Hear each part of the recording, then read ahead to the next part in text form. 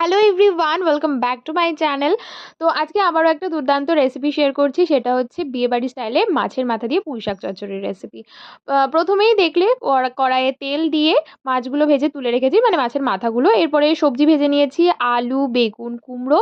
তারপরে এই শাকগুলো দিয়ে দিয়েছি আর একটুখানি নাড়াচাড়া করে নিয়ে সমস্ত সবজি দিয়ে দিলাম। এরপরে সব কিছু ভালোভাবে নাড়াচাড়া করে নিয়ে দিয়ে দিচ্ছি স্বাদ মতো নুন আর হলুদ গুঁড়ো। আর মাঝখানে কিন্তু লঙ্কাও দিয়েছি, সেটা আর দেখাতে পারিনি। এরপরে সবকিছু ভালো করে ভাজা হয়ে গেলে জল দিয়ে এটা সেদ্ধ হতে দেবো। এরপরে সেদ্ধ হয়ে গেলে সেটা কড়া থেকে নামিয়ে নিয়ে কড়াটা একটু পরিষ্কার করে তেল দিয়ে রসুন, পেঁয়াজ, শুকনো লঙ্কা আর পাঁচফোড়ন ফোড়ন দিয়ে দিয়েছি। তারপরে সবকিছু ভাজা হয়ে গেলে মাছের মুড়োটা দিয়ে একটু নাড়াচাড়া করে পুঁই শাক চচ্চড়িটা দিয়ে দিয়েছি, মানে সেদ্ধ করে রাখা সবকিছু দিয়ে দিয়েছি। এরপরে ভালো করে একটু নাড়িয়ে চাড়িয়ে নিয়েছি। এরপরে দিয়ে দিচ্ছি চিনি। তারপরে সবকিছু ভালো করে নাড়িয়ে চাড়িয়ে নিলেই একদম রেডি বিয়েবাড়ি স্টাইলে পুঁই শাক চচ্চড়ি।